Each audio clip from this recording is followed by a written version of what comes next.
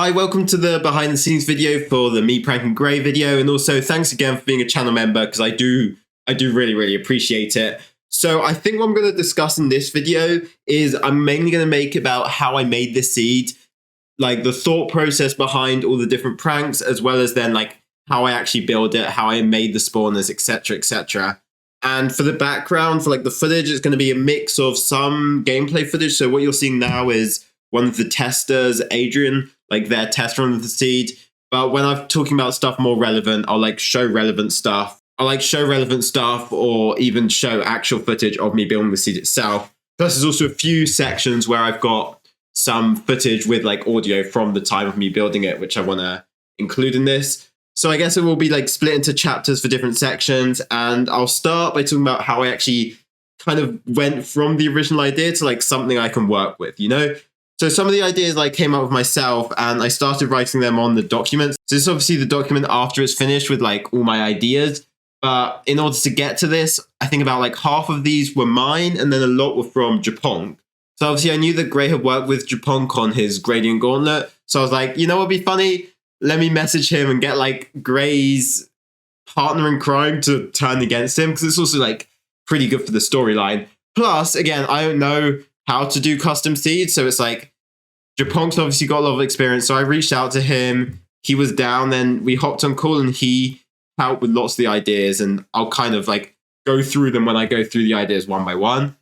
Now the other thing obviously is I wanted some info from Gray. I think I mentioned that in the video that like I got Naddy to message Gray. So you can see those DMs here and I'm just like, can you ask him these questions? Because then it's like, so I guess the idea is it gives a bit more purpose if it's like, oh, this is Gray's least favorite mob. This is Gray's biggest fear. Therefore, I'm putting in the seed. It's not just like, oh, I make a random seed and then Gray plays that random seed. It's like, this seed is tailored for Gray. So these were his answers. And yeah, he didn't like give me too much, but I could definitely do enough with like the least favorite mob and like the fear of drowning.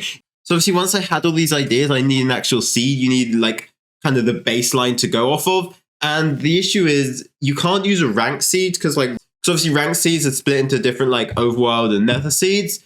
And that doesn't really work because if you build it with ranked, it like causes other problems and all sorts of weird stuff. So finding a seed wasn't actually the easiest. And I think I used Q biomes. Yeah, so this was my seed searching. It was a bit buggy and honestly, I didn't have the best time using it, but I basically just filtered for like a Bastion in the village fairly close to spawn. And then from that, I could work with it and build the rest of the seed around it. And also the other thing about the village is it didn't need to actually be at a spawn because obviously you can just move the spawn point of the world. So that's what I did for this seed. I think you spawn like 200 blocks away and I just kind of moved the spawn point. There was a stables pretty close. And when I get to the Bastion, I'll explain why it needed to be a stable. So yeah, with the seed found, obviously I'm going to go in like chronological order and I'm going to start with the overworld because my main idea for the overworld was I wanted it to be fully underwater. Because one, I think it's just like a really interesting concept that nobody's done before. And two, with Gray saying he's got his like fear of drowning. Obviously, I assume that's real life, not in game, but like it gives it a nice storyline. So it's like the moment you get into the run, it's very unique visuals, good for the video, but also it ties into the storyline well. So I guess that was kind of my idea. Okay, so then from there, I actually need to like flood the entire overworld, and that's obviously the first challenge, because the annoying thing about 1.16.1 is there's no world edit versions for 1.16.1. So this is where Japong told me that what him and Gray usually do is they usually port the world to 1.16.3 or 1.16.5, and then build the seed in that version, and then port it back. So that's what I did here. I just copied the world over to 1.16.5, which has world edits in. And obviously, if you're doing this, you have to like load all the chunks first and load the Bastion first, so I didn't want brutes and stuff. So loaded all the chunks, ported it to 1.16.5, and then used world edit to like cover the overworld with water. Obviously, I didn't actually cover the entire overworld. I just covered the bit around the village. And I did crash my Minecraft and my PC quite a few times doing it when I tried to do like too big of an area. So I think in the end, I just kind of did it in chunks. I'm not sure if I don't think I have footage of this, mainly because I was already worried about my like PC crashing, so I wasn't going to put even more strain on it, if that makes sense. But eventually I was able to get most of the overworld underwater. I also didn't go the whole way to the height limit because there was just no point. So I think at around why 120, 130 something, I just put barriers on the top because that was just easier. With that, I had everything underwater, and now I had the kind of template to work with. So I guess the first idea was he has to get one lava from every single blacksmith, and then he uses them to build the portal, because obviously lavas don't stack. He has to go to all of them. It's just kind of pretty annoying.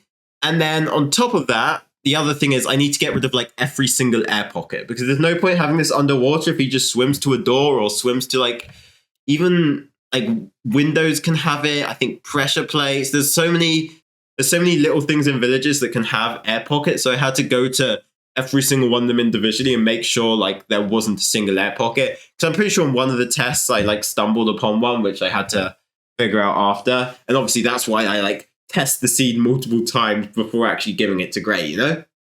With the air pockets removed, the final idea for the overworld, which I believe also came from Japan, was just getting rid of every single log with planks. Because like, I want him to drown as much as possible, and I want this to be as annoying as possible. So if you can just mine one log and then craft a pressure plate, that's kind of boring. I think my initial vision was like he has to mine the plank and then drown, and then mine another plank, and then he can maybe craft a pressure plate, but he also might drown again. So that's kind of like the reason, because it's just, I want to make the seed as awful and as annoying as possible, and replacing every log with planks, that just makes the seed more annoying. So yeah, that was the overworld. And then I guess at the end, I just kind of like threw in a few guardians, as it's like, oh, there's the villagers, you know? And it's just like, let's make it a little more annoying. The only other thing is I did actually spawn multiple iron golems, because they did kind of have a tendency to just kind of like swim away or disappear or get killed by guardians and shit. So I think I summoned like 3 or 4 in the end just to make sure there was enough. But that was basically everything for the overworld. And the next thing was the Bastion, which, to be honest, one of my favorite parts of the run, because it's one idea I've had for a while, that like you switch the chests and the gold blocks. It just feels quite funny because it completely changes how you route a Bastion and makes for like some quite interesting improvisation, I guess. So that was like the initial idea.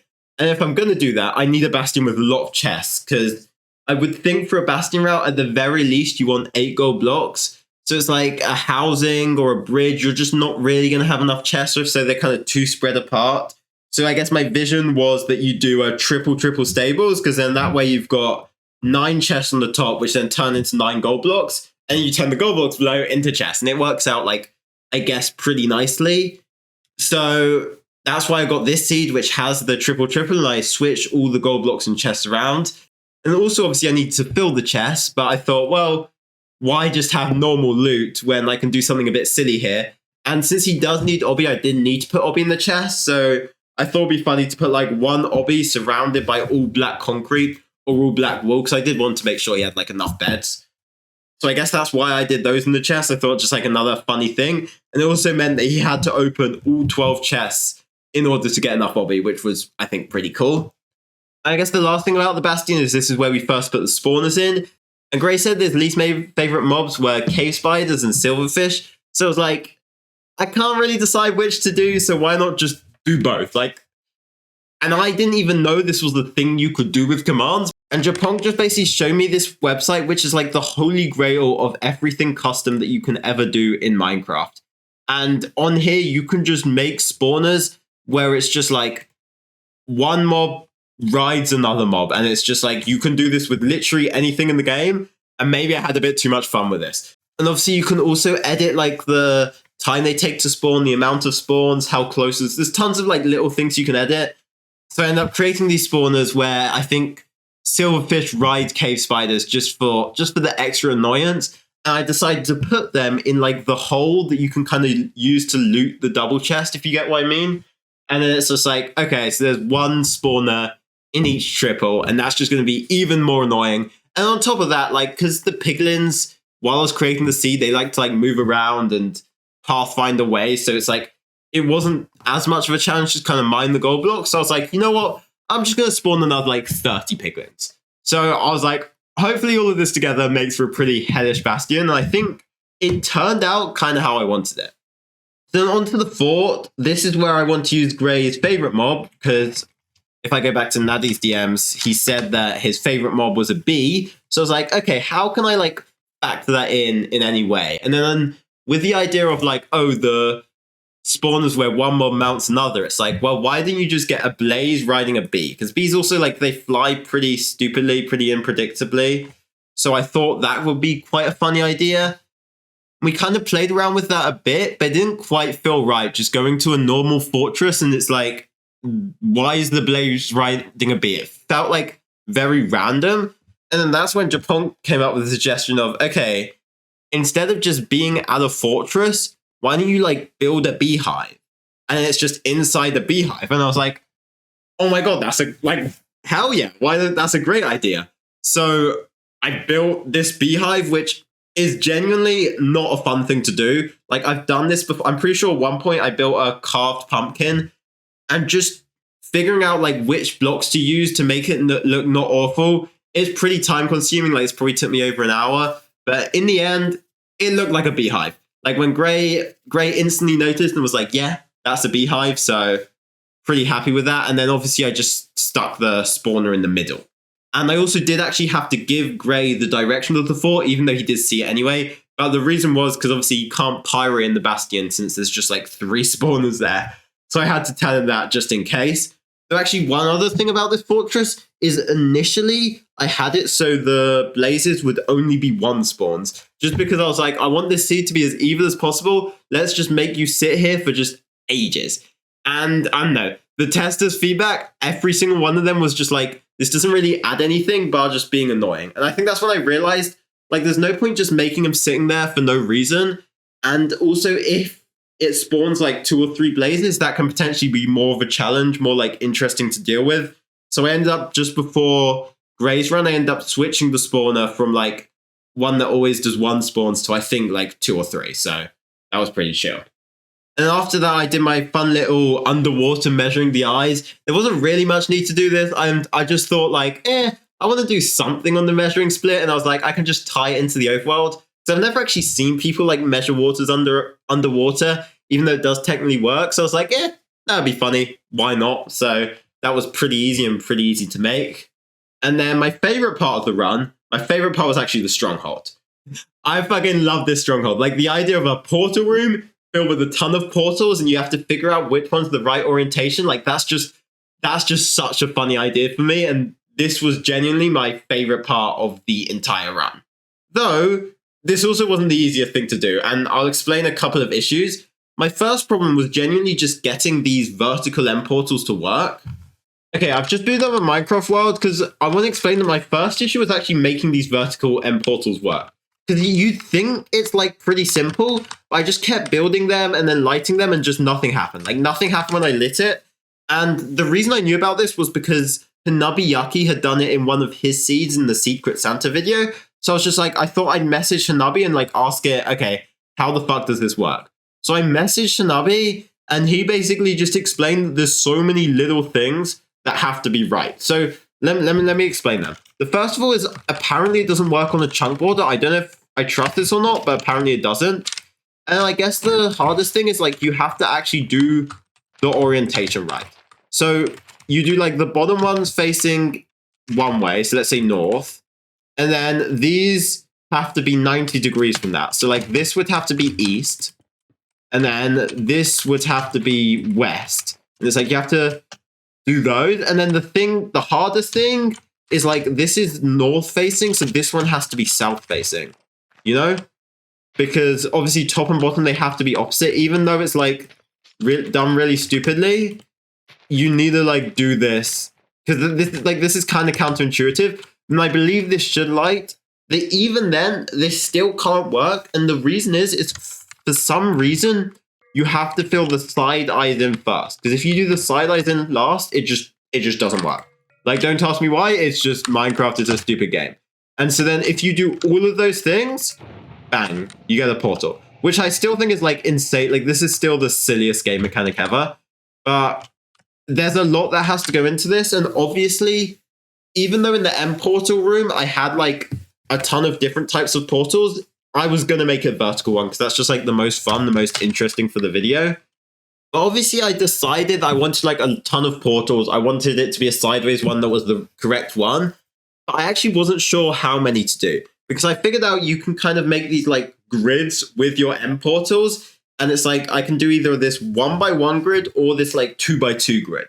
And I guess my question was, which one do I want to do? Because in my head, each of these grids is like one end portal frame. And so I can either do like, I think around 80 or like over 200. And I discussed this with like Japan and I thought about it for a while. And it's just over 200 is like way too many. But equally, do I want Gray to search through every single portal to see which is the correct orientation for like 30 minutes? Like, kinda, yeah. And the other thing is like the spectacle is so much better of the like bigger portal. Like more frames in the room, bigger spectacle, like more interesting. You know what I mean? So I was kind of stuck on that. And eventually the idea that I set on was kind of a compromise of the both. Where it's like I was going to do all the end portals. So you get like that extra big spectacle. And I'd have a book which would narrow it down to just one side of the room. And I think that one worked out pretty well. And I did my funny little like, oh, let's fill every page with subscribed Andronicus to make him skip to the end. Because it's just like, you got to add those little things. And I guess that's kind of what I did for the portal room. Like this took a while to build all these portals. And also to like get them all in the wrong orientation apart from one. Like I had to go through them manually and like switch one of the frames on every single one to the wrong orientation. It was quite a bit of a hassle, but after like a couple of hours, I got it done. But then I had a new problem because in the book, I'm going to say like, oh, there's this many end portals. I had no clue how many end portals there actually were. So I wanted to like do some maths and calculate the total amount of end portals in the room. So I've got a video of me actually doing the maths at the time, which I recorded for this video. So I'm going to play that video. They'll also note the maths is wrong. I'll talk about it after, but here's the video of me doing the maths at the time.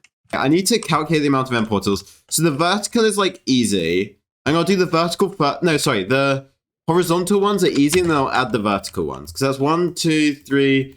So 6 times 2, 12. 12 times 4 is 48. And then double that for all of them, which gives 96. Right? Because each thing has 12, but then 2 layers of 12, 24, 96. Okay. And then I need to figure out how many vertical portals there are. Like, low-key. Oh, because there's, like, different... Yeah, this is so confusing. Because, like, this is a portal, this is a portal, this is a portal, this is a portal, this is... Every line of 3 down here is its own portal. But then none on the top. Okay. So wait, on the front there's 1, 2, 3, 4, 5, 6. And then on the sides is 1, 2, 3, 4, 5, 6, 7. Okay, yeah. And then each of them is their own portal. So it's 6 plus 7. Wait a second. 6, 7. Okay. So 6 plus 7 plus 6 plus 7 plus 6. This is too much. This is fucking 6, 7 craziness. So 18 plus 14, which equals 32 for each. So 32 for each of them. Does that make sense? Should there be more vertical than... So 36 times 4, 72, 144. 144 plus 96, 250. That's like way too nice of a number. Wait, no, 240. Idiot. Learn how to do maths. No, 200. Yes, 240. Is that like way too nice of a number? I don't know. There we go. 240. If it's wrong, then I can get shouted at in the comments and it's W engagement bait. But I'll just write down 240 end portals. And that's your little Andronicus math segment for the behind the scenes video. Okay, so I don't know if you noticed the mistake or not, but basically what I did is I calculated that for each side there were 32 vertical portals, which was correct. And then instead of doing 32 times 4, the amount of total vertical portals, I just changed the number to 36. No clue why. Classic me in a maths exam, just like randomly change a number for no reason. So I actually said there's 16 more end portals than there actually were. So I said that there were 240 end portals. There are actually 224. And that was wrong in the book. So it's just like, it's wrong in the video because I didn't notice until after I'd recorded the video.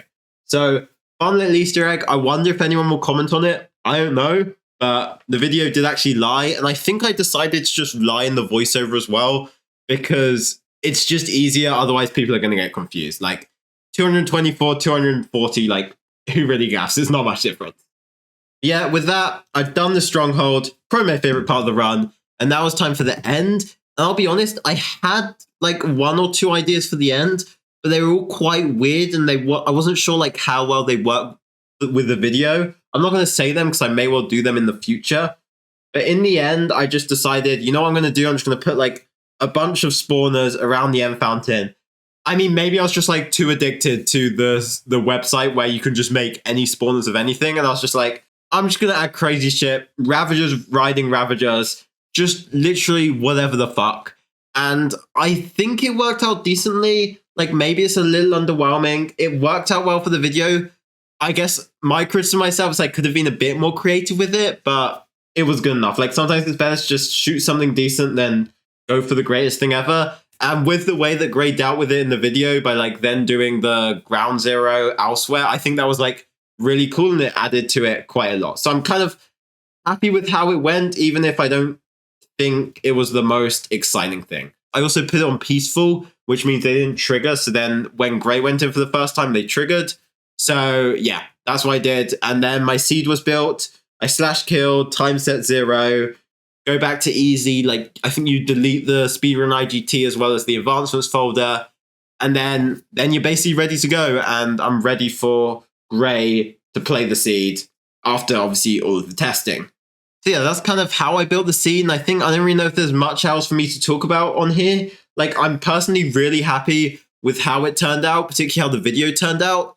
And also, like, in contrast to the testers did not have the best experience. And I made some tweaks. It's quite hard given Gray is just like, he is way better at this than like any of the testers were. Even though like I got like people like Eric, who's like a top runner, I guess Gray's just so experienced with it that like the way he plays it is just pretty different. So it's kind of hard to get good results from testing, particularly with some stuff like in the stronghold where I had to explain to the testers that like, oh yeah, vertical end portals are a thing that exists, you know?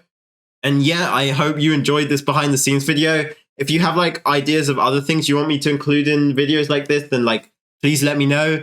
And again, like, thanks so much for supporting with channel memberships. I really appreciate it. And I hope this does maybe give some kind of value. I don't know. And also, my next video after this, hopefully won't be too long, will definitely be out some point next month. It's going to be back to like a classic Andronicus video. Kind of similar vibes to build structures from memory. I'm pretty hyped from it. And the moment I upload this, I'm going to be working straight on that. So I'm pretty hyped for the future. This was cool. And I guess I'll see you next time. Goodbye.